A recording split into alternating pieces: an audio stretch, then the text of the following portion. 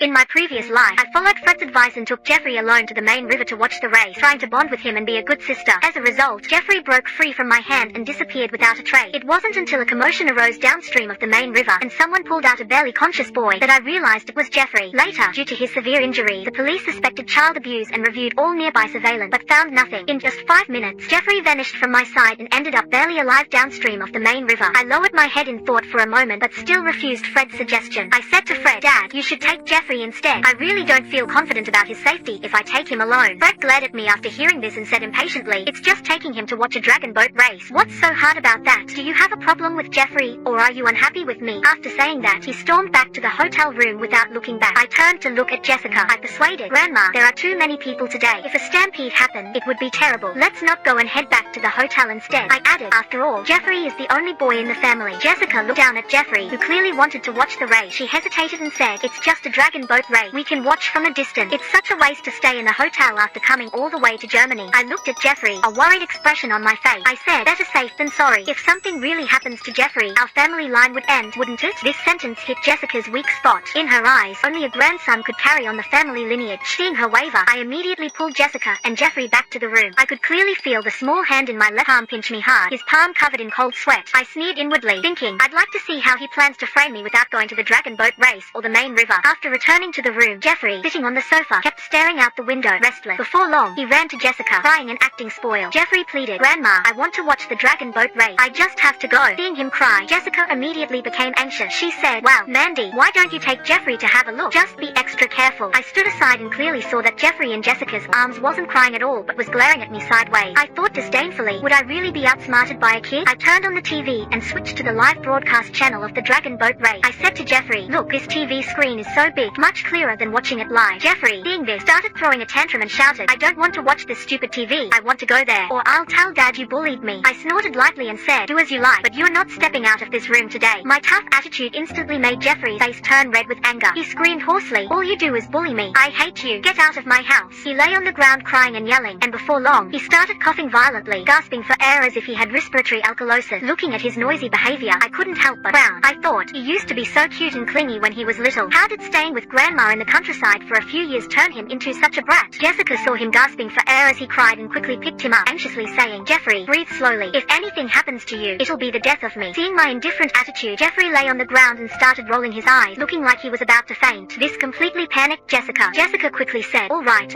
I'll go watch the game with you, and Mandy will come too." Saying that, she went to the bedroom to grab her bag. I took the opportunity to go to the bathroom and locked the hotel room door on my way. But when I came out after washing my hands, the living room was empty. Seeing Jessica come out of the bedroom with a bag on her back and a similarly pale face, my heart sank. I realized Jeffrey had gone missing again.